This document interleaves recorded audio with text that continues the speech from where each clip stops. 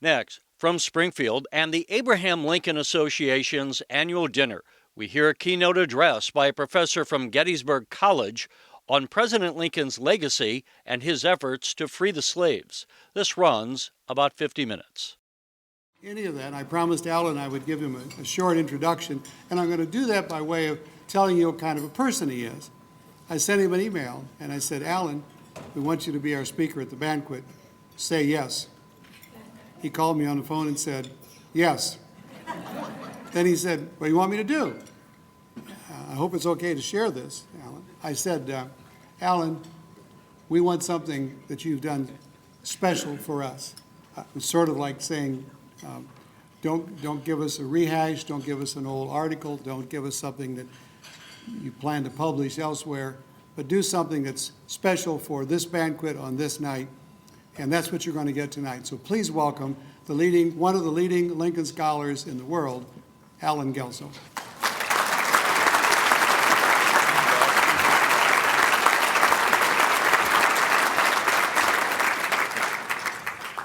How pleasant it is to be in Springfield again. You know, I grew up in Springfield, Pennsylvania. But even then, the lure of Lincoln was exerting its pull on me. When I was a senior in high school, I got the ticket from my orchestra director to narrate Aaron Copland's Lincoln portrait. I got acquainted with that as a senior in high school. I've always found that to be one of the most enjoyable Lincoln exercises over the years with various groups, various ensembles, various orchestras. Curiously, 40 years after that event, my old orchestra director got in touch with me, and last spring he and I did the same thing again. This time with an orchestra, a small orchestra that he was directing in his retirement. And there I was narrating 40 years after the fact with my old director. That was a great moment too. But Springfield, Illinois means so much to me as well. Obviously it means Lincoln and all of his associations, but also it includes all of those whom I've come to know and love here in Springfield over the years. People like Tom Schwartz, and Georgia Northrup, and Dan Stoll, and Jim and Mary Patton, and Don Tracy, Bob Lenz, and Judge Mills, and Rachel Mills, and all the others whom, if I keep on going like this, I'm going to sound like I'm reading the phone directory. But that's what makes Springfield a very important place to me, a place in the heart as well as in the mind. But now let me speak about Lincoln.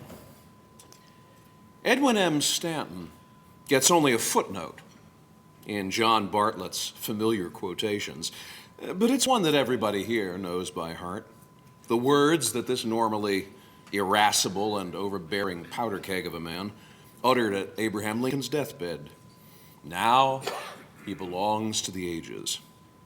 Well, that at least was how John Hay recorded Stanton's words.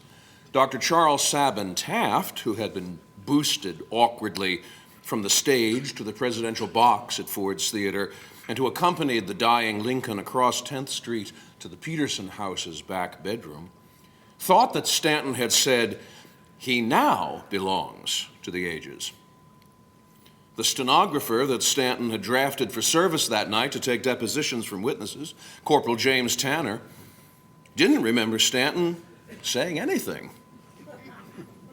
2 days after the event, Tanner wrote in a letter to a friend, the utmost silence pervaded, broken only by the sound of strong men's tears, until Phineas Gurley proposed to say a prayer. But Hay spoke with authority, and every Lincoln biographer thereafter, starting with Ida Tarbell, has settled on now he belongs to the ages as the official Stantonian utterance. The problem, of course, is that now he belongs to the ages is also, word for word, less than easy to parse. I mean, what exactly does it mean to belong to the ages? I mean, taken one way, it may simply be a secularized version of assigning Lincoln to the angels. with generations of memorial statues standing in for the seraphim and cherubim. Take it another way, and it may simply mean that Lincoln's final deed has now been done, and all that is left of him from this point forward is the record of his accomplishments, with, sadly, nothing more to be added.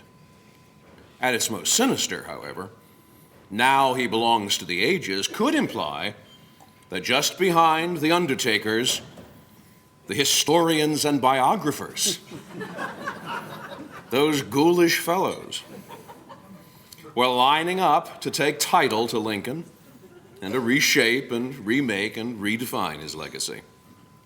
Well, Stanton, who worked himself into an early grave in 1869, was never available to explain what it was he said or what it meant. But there is some truth in seeing these three paths lead outward from that Delphic and inscrutable pronouncement about belonging to the ages as markers of how Americans' estimate of Lincoln has changed over the last century and a half since that night in the Peterson boarding house. Certainly, Lincoln has been the prize of every American age since 1865, whether it be the Gilded Age, the Progressive Era, or the age of Reagan. Lincoln has never failed to stand somewhere in the top of the three greatest American presidents, and he has remained a constant subject of popular biography and scholarly research, and occasionally some disappointingly unpopular biography, and some slightly unhinged scholarship. To wit, Abraham Lincoln, vampire hunter. All right, that's a work of fiction. But there is Abraham Lincoln's DNA and other adventures in genetics. The psychic life of Abraham Lincoln. Abraham Lincoln, an illustrated biography in postcards. Abraham Lincoln in New Hampshire. Iowa and Abraham Lincoln. Abraham Lincoln and the Western Territories. Abraham Lincoln, incidents in his life relating to waterways. The reincarnation of Abraham Lincoln. And this unaccountably neglected masterpiece, the proverbial Abraham Lincoln, an index to proverbs in the works of Abraham Lincoln. Lincoln has managed to peek into more movies, documentaries, and television serials than any other American politician, beginning in 1903 in a short Edison production of Uncle Tom's Cabin.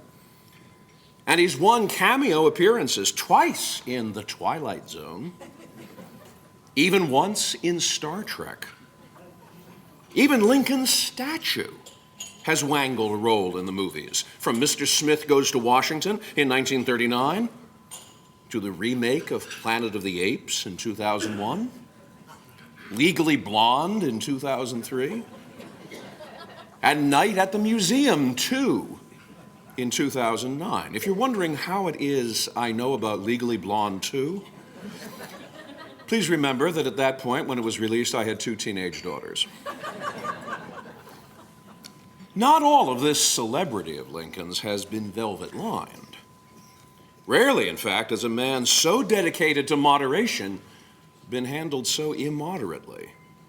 The Charleston newspapers began denouncing Lincoln as soon as he was nominated for the presidency in 1860, calling him a horrid-looking wretch, sooty and scoundrelly in aspect, a cross between the nutmeg dealer, the horse swapper, and the nightman.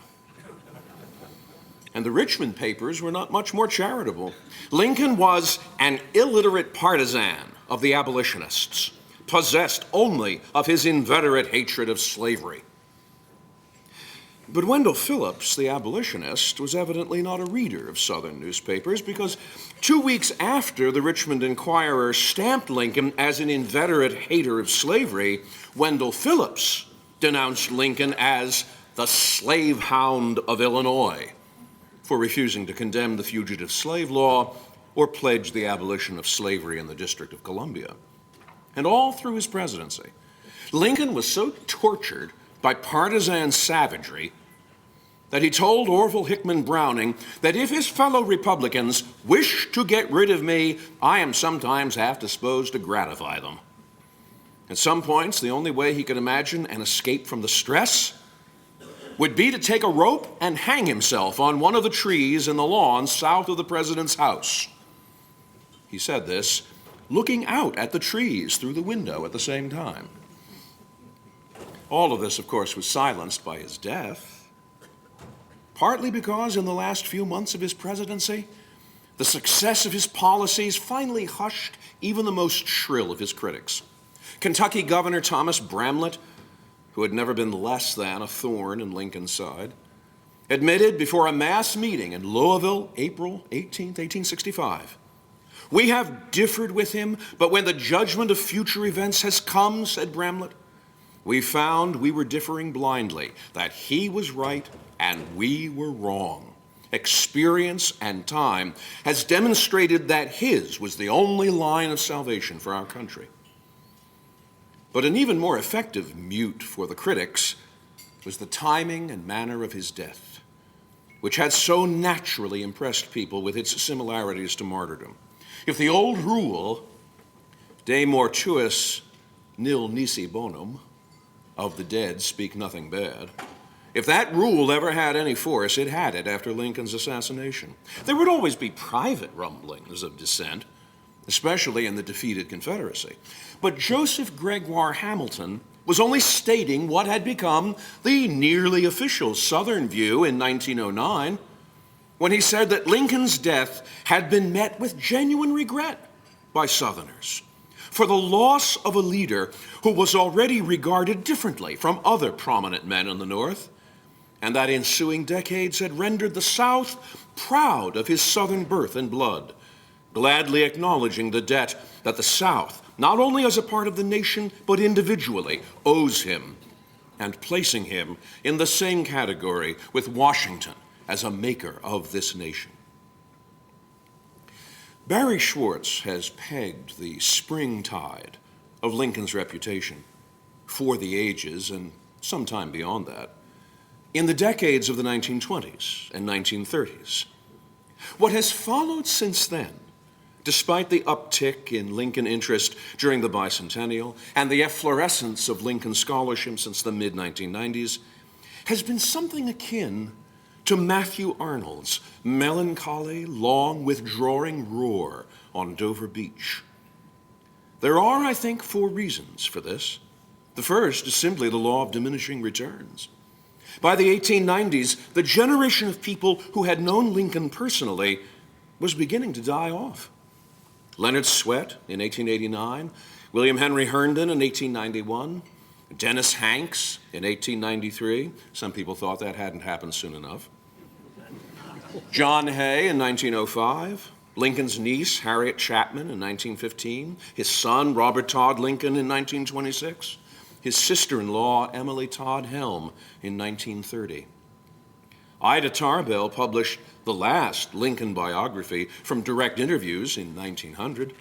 After that, writing about Lincoln increasingly acquired the tired sense of retreading already known facts and long-published material, leading James G. Randall to ask out loud in 1934, "Has the Lincoln theme been exhausted?"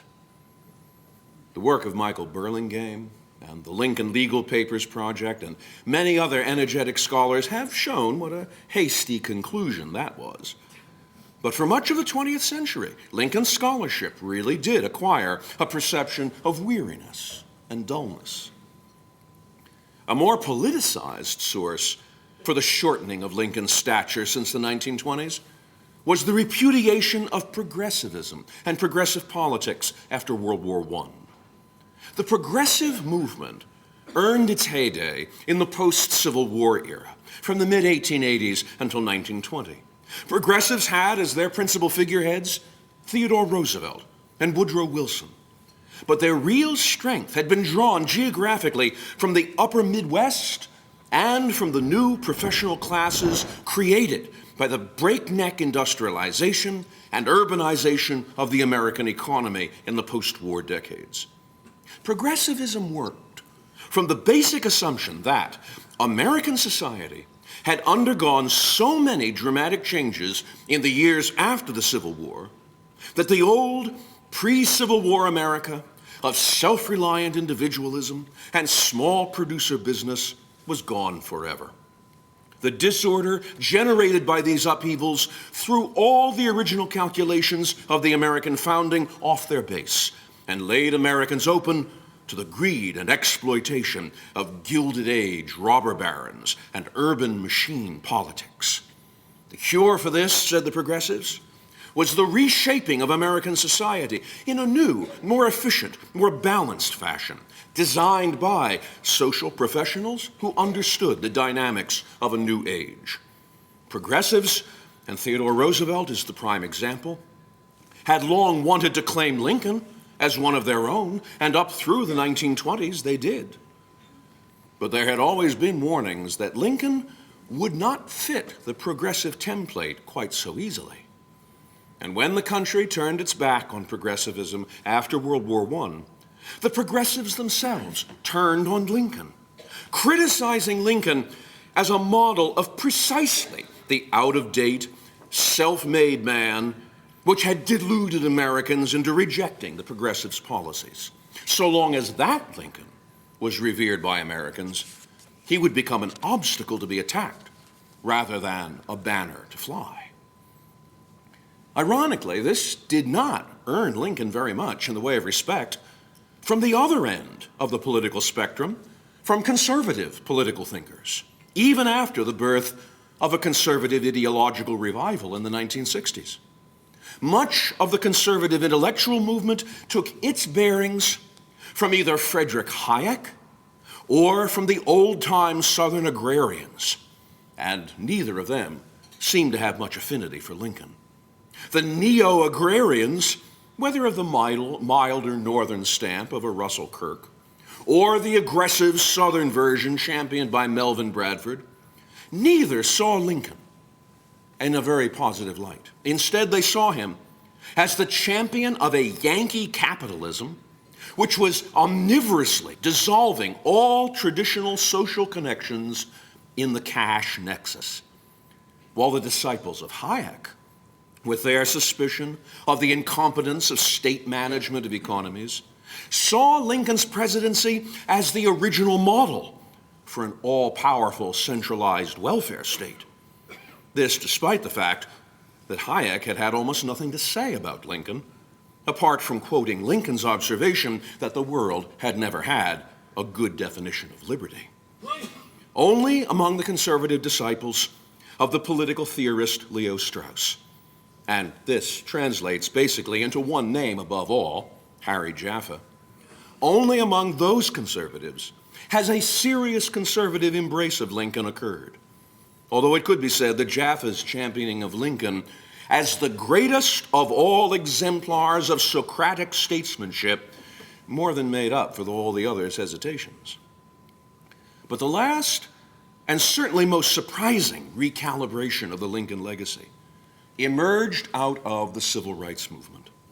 For 80 years and more after the Civil War, no single segment of American society clung more worshipfully to the image of Abraham Lincoln than African Americans. He was, as Henry Louis Gates has said, the only white man other than Jesus whose picture was in every black home.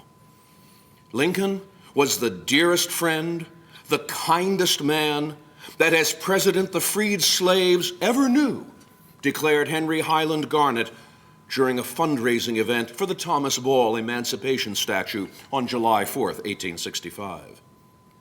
60 years more, and W.E.B. Du Bois was pouring scorn on Lincoln in the editorial columns of The Crisis.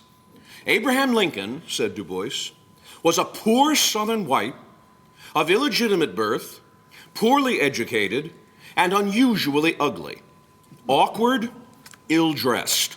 He liked smutty stories and was a politician down to his toes, and indeed he had little outwardly that compelled respect. All that gave Du Bois reason even to notice Abraham Lincoln was that Lincoln was at least big enough to be inconsistent, despising Negroes and letting them fight and vote, protecting slavery and freeing slaves. He was, said Du Bois, a big, inconsistent, brave man. The distance between Henry Highland Garnet and W.E.B. Du Bois measures not just a difference of opinion, but the difference between a community born in the South, in slavery, and with full knowledge of what it had been delivered from, as opposed to one born free and in the North, and angry that more in the form of equality had not been delivered by Lincoln. Freeing the slaves would never have the significance it had for those who had never known what slavery was, nor would homage to white paternalism ever seem so routine. The civil rights movement drew its leaders from within the black community and relied on the traditional institutions of black life, particularly the churches. And after the 1950s, black Americans never felt the old necessity for white sponsorship. It was from that new baseline that black skepticism about Lincoln increasingly uncoiled, delivered in its most antagonistic form in 1968 by Lerone Bennett. Born in Mississippi while Jim Crow still ruled Mississippi's public life, Bennett had been raised to revere Lincoln. It was not until he stumbled across Lincoln's opening remarks during the fourth Lincoln-Douglas debate. I am not, nor ever have been, in favor of bringing about in any way the social and political equality of the white and black races. It was not until he read those words that Bennett's reverence broke into pieces. I was just absolutely shocked, Bennett told Brian Lamb in 2000, because I find it difficult to understand how people could say this man was the greatest apostle of brotherhood in the United States of America. After that, Bennett found that he had to speak of Lincoln from a different perspective, the perspective of the truly disinherited.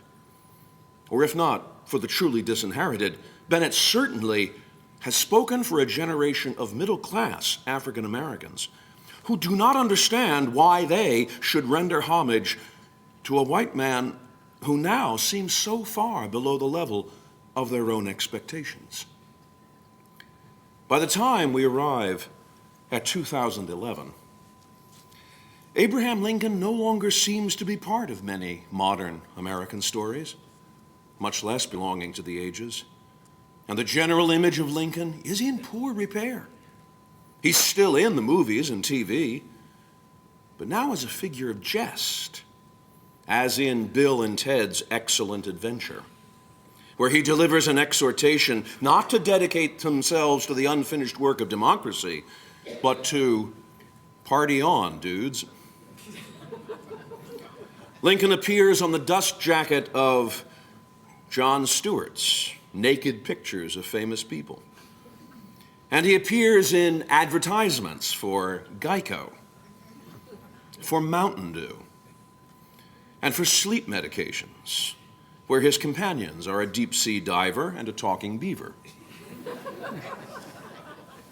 Among the heirs of the civil rights movement, Jesse Jackson Jr., Vincent Harding, Barbara Field, Lincoln has become stigmatized as a racist. While at the 2010 Conservative Political Action Conference, Thomas DiLorenzo whacked Lincoln as the very embodiment of evil, boiling with sociopathological behavior and micromanaging the murder of 350,000 citizens. Partisans on the right attack him as an enemy of free markets and limited government, as though they had never heard that slavery is the ultimate negation of free markets, and that limited government does not mean, as Justice Robert H. Jackson said in 1949, that the Constitution is a suicide pact. But partisans on the left despise Lincoln as a capitalist tool and struggle to sanitize his politics and his economics by praising his growth, as though he were a poster boy for pop psychology. Much of this mud hurled at Lincoln is wet silliness, and it evaporates under the application of a few questions. Lincoln did not free the slaves? Then whose name is at the bottom of the Emancipation Proclamation and the 13th Amendment?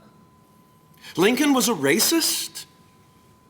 If he was, then why would he have bothered with emancipation at all? It certainly wasn't because he needed black votes, because there were hardly any in the Civil War North, thanks to black codes that disenfranchised all but a handful of free black voters. It certainly wasn't because Lincoln needed the abolitionist vote, because there weren't that many abolitionists to start with. And it was not because he was trying to fend off intervention by Great Britain or France, because it was precisely emancipation which had convinced the British government that Lincoln's proclamation would trigger a servile insurrection which only British intervention could avert. Was Lincoln racially insensitive? At times, yes. But was he a racist? Does a racist arm black men and send them into battle to kill white racists? Does a racist consciously run the risk of costing his party command of Congress and generating lynch mobs in the streets of New York City on behalf of emancipation? Lincoln wanted to destroy federalism and states' rights? Well, the Constitution already severely limited the circle of rights belonging to the states back in 1787. States were barred from coining money, could not enter into treaties or alliances, could not impose import or export taxes, could not maintain armies or navies. After that, what was left? What the Civil War settled was that states had no specific right to secession, and that states could not trump national citizenship.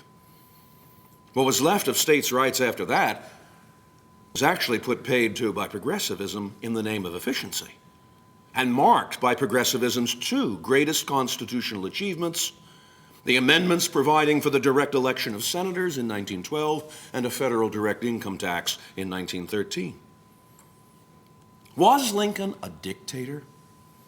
If so, the most obvious way to have become a dictator would be simply to have suspended all elections in 1862 and 1864 on the grounds of national emergency. Surely, if ever there was a crisis for a president not to let go to waste, the Civil War was it.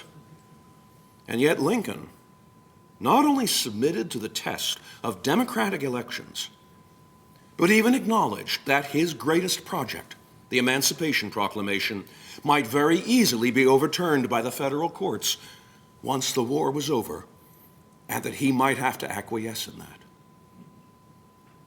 Still, we do not need to make Lincoln a paragon in order to determine whether he still belongs to the ages. But we do need to step away from the arrogance of presumption, the presumption that we are the best judges of his own mind, that we are entitled to substitute our grievances for the real troubles of his time, that we are permitted to demand a perfection, an orderliness, and a level of insight from Lincoln which we can't even impose on our own checkbooks. Because only then will we recognize how very extraordinary the achievements of this man Lincoln really were. First of all, his leadership and his determination were really the crucial factor in saving the American Union. There was no point during the Civil War when he could not simply have opened up negotiations with the Confederacy and quickly arranged a ceasefire and a mutually harmonious severance of the Union.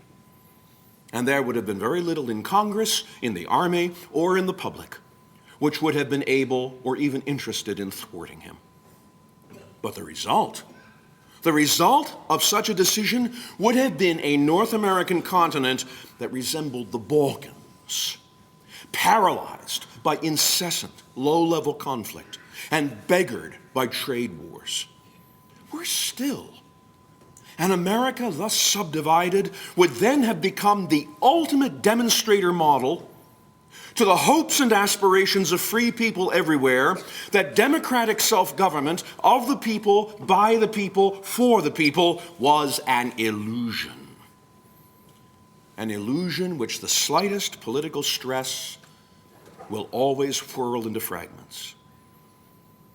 If he had done that, he would have been the chief partner in, as he put it, meanly losing the last best hope of Earth.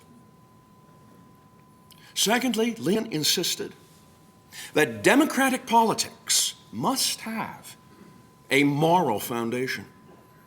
30 years before the Civil War, Alexis de Tocqueville warned that democracies will tend to veer in the direction of the lowest possible cultural denominator and the highest percentage of votes. Lincoln insisted that there was more to democracy than counting noses. Democracy by nose counting was the method of Stephen A. Douglas's popular sovereignty. Lincoln insisted that democracy was not two wolves and a lamb voting on what to have for dinner. Democracy is a means, not an end in itself, and a means toward realizing the non-negotiable truths of natural law and natural rights written into the Declaration of Independence and hardwired into human nature. Third, Lincoln freed the slaves. No ifs, ands, or buts. The slaves were not freed by confiscation or confiscation acts, because the confiscation legislation passed by Congress only transferred title to the federal government. And the slaves were not freed by running away themselves, because a runaway slave did not become a free man in law, but simply a runaway slave. The slaves were freed by the legal proclamation of the President of the United States, exercising his war powers as commander-in-chief, and by the constitutional amendment that he called the King's Cure for the Evil. Not perhaps the most prophetic or the most dynamic method of freeing slaves from bondage, no Charlton Heston dividing the Red Sea, but history, as Charles Sumner remarked, dwells on results rather than the means employed. Lincoln, he said, put his name to emancipation, made speeches that nobody else could have made, and early dedicated himself to the support of human rights. Therefore, we honor him, said Sumner, and fame takes him by the hand. Finally, Lincoln set the agenda for an entirely new political generation in American life. With Lincoln, Henry Clay's old dream of a prosperous, dynamic American system finally achieved its goal. And so the domestic issues that Lincoln represented, the Homestead Act, the national banking system, the protective tariff, the Pacific Railroad, all these became the principal political issues for the next 70 years in U.S. history. Even if there had been no Civil War, we would still look back to Lincoln's administration as a hinge point in American politics. But just beyond Lincoln's political accomplishments, there is also the appeal of the man himself. What keeps him a subject of such perennial attention? Partly it's mystery, because he was so relentlessly private a man. Partly it's mystification, because he outfoxed his opponents so often by inducing them to underestimate him. Partly, what draws us to Lincoln is a set of agreeable personality traits: his humor, his humility, his perspective, his resilience. And we're attracted to these traits in particular because it is these traits which are the necessary components of genuinely democratic political leadership. This is in contrast to monarchical leadership. Monarchical leadership, dictatorial leadership, that's about honor and style and the acquisition of power. And it's different also from bureaucratic leadership, which is all about efficiency and competence and procedure. Lincoln is about democratic political leadership. And those are the traits that we find in him and hope to find in ourselves. We live in a cynical age, an age which has a hard time even believing in superheroes, much less heroes. And certainly that cynicism has played a role in chipping away at Lincoln's reputation. But to take the measure of the man's accomplishments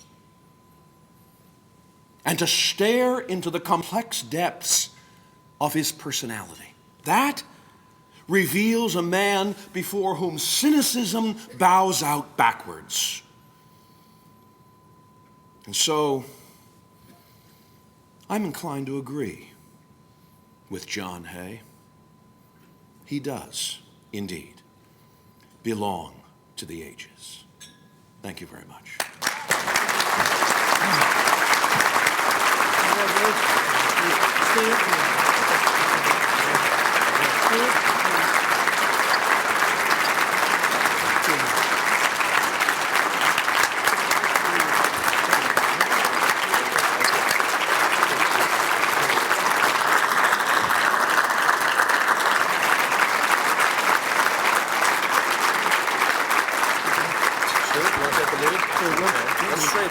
Let me explain what it's doing. Now, we have a bonus treat for you tonight.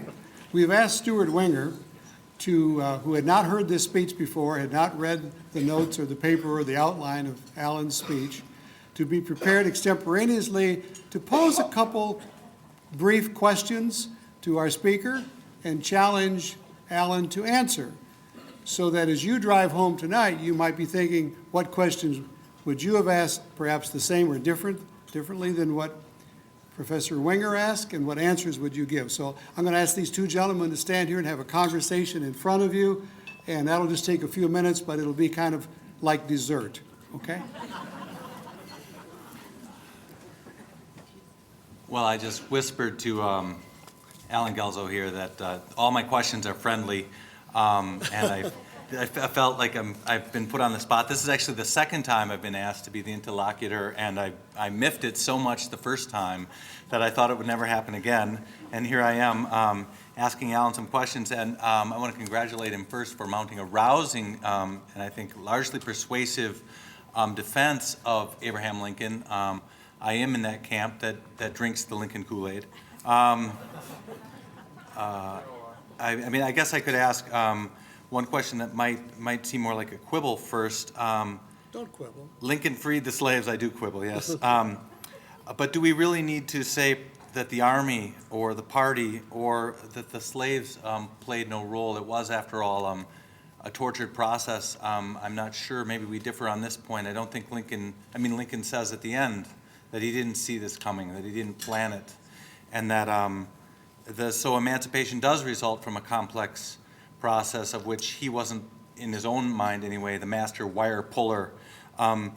Would you want to retreat just a little bit on Lincoln as the emancipator soul? Stay here. In some senses, this is true.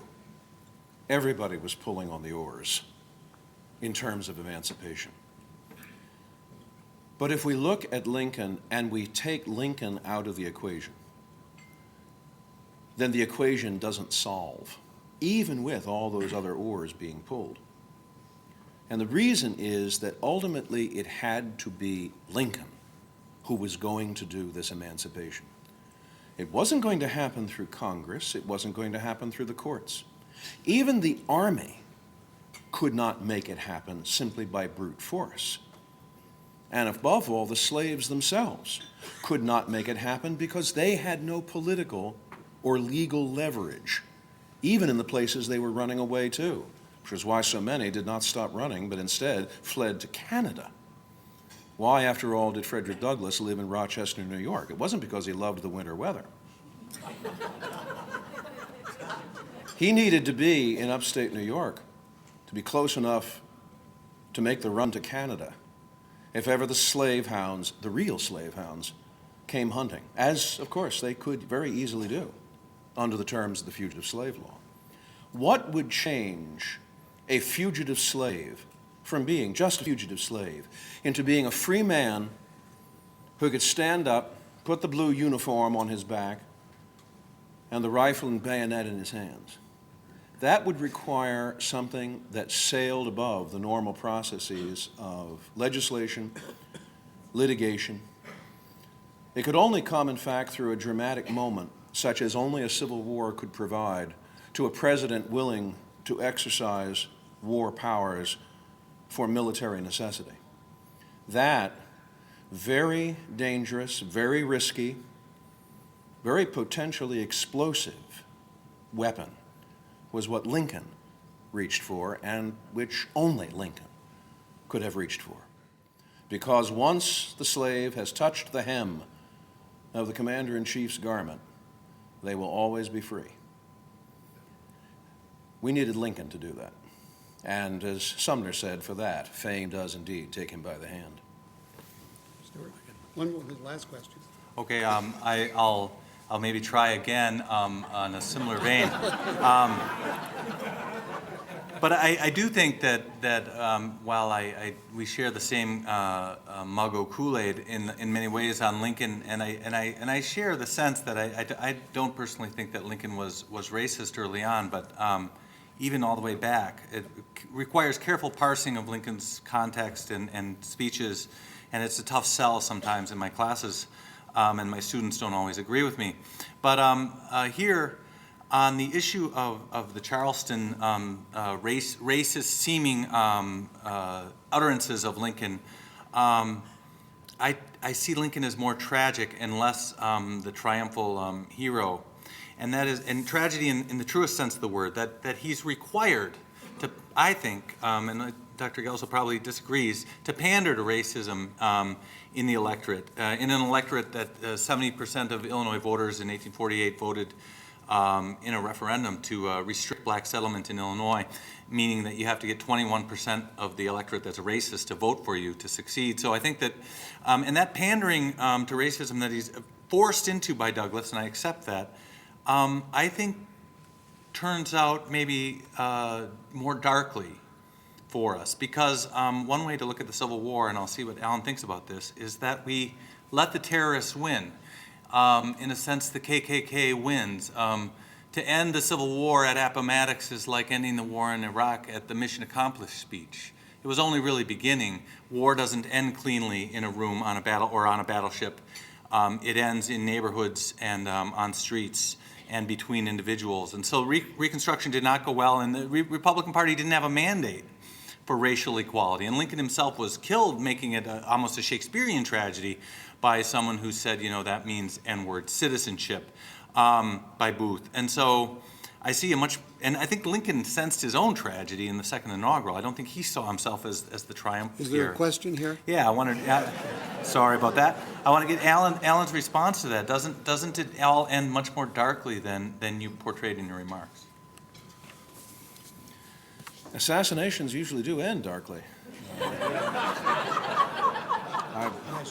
Never having been assassinated, it's difficult for me to say otherwise, but Stuart, do you plan to do something about it? I just didn't know if there was something I hadn't been told about tonight's events. To watch Lincoln confront the questions of race in the 1830s and 40s and 50s runs very hard against my grain. I'm afraid I'd be a Wendell Phillips, and I would be impatient. And I would hear what Lincoln was saying, and I would shake my head and tut-tut. What a waste, what a good man. And there he is mouthing all those platitudes, making all those concessions. It is hard for us to reconstruct in our own minds the assumptions and the mentality that governed people as a given, as the air being breathed. The extraordinary thing about what Lincoln says at Charleston is not these words that every sincere admirer of Lincoln wishes he had never said. And every time I read them and every time I hear them quoted, I wince. And I wish that a big gust of wind had come along and knocked over the stenographer's bottles of ink while those words were being recorded. I wish. At the same time, what's really extraordinary is what he says also at the same time. No, he doesn't believe in civil equality. Doesn't expect it to happen. Then he turns around and says, but in the right of the black man to eat the bread which he's earned by the sweat of his brow, he is my equal, Judge Douglas's equal, and the equal of every living man. And as soon as he had said that, Lincoln put himself way, way, way out ahead of where the pack was in 1858. Not as far ahead as I could wish, frankly. Not as far ahead as I wish I would be if I was alive in 1858, but still way ahead when you consider that the alternative to Lincoln is Stephen A. Douglas. Then there's something worth factoring in. And watch also how Lincoln confronts his circumstances year by year. In 1858, there isn't a civil war. In 1858, there is no Emancipation Proclamation. In 1858, there are no black men who, as Lincoln said in a letter written to a mass meeting in this very town in September of 1863, in 1858, there are no black men who, with clenched teeth and well-fixed bayonet, are carrying forward the future of the Union. In the face of that, Abraham Lincoln could not deny what every black man had earned, and that was the gift of citizenship, of being a citizen. Maybe the most eloquent statement he makes of that circumstance occurs not in that letter. It occurs in an epitaph that he wrote for William Johnson. William Johnson was a black man here in Springfield who had occasionally done jobs for the Lincoln family, and sometimes when Mary Lincoln was throwing a dinner party, William Johnson would be paid to serve as the butler and answer the door, and he would do things like that for the Lincolns. And when the Lincolns went to Washington, Lincoln brought Johnson with him, found work for Johnson in the Treasury Department.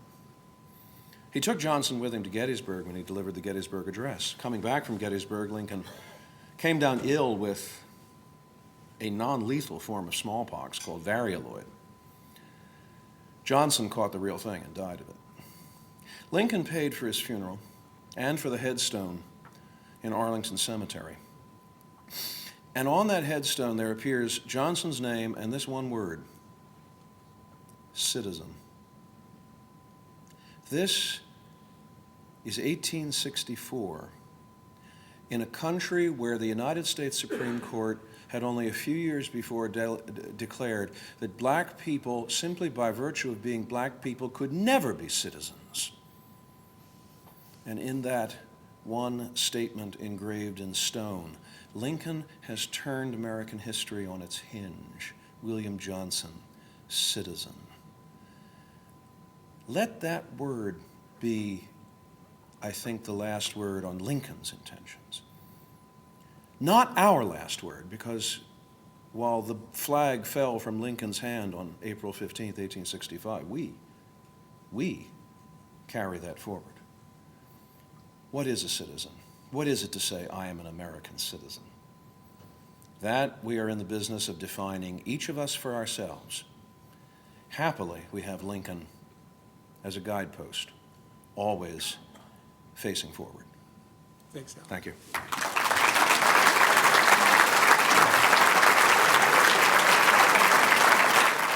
Thank you all so much for being here. We hope you'll come back next year. We hope you'll all be members of the Abraham Lincoln Association even before next year. and shake hands with your table mates. And thank you all. It's been a wonderful evening. Thank you very much. You're watching the Illinois Channel, an independent nonprofit corporation formed to provide gavel-to-gavel coverage of Illinois state government and other public affairs events taking place across Illinois.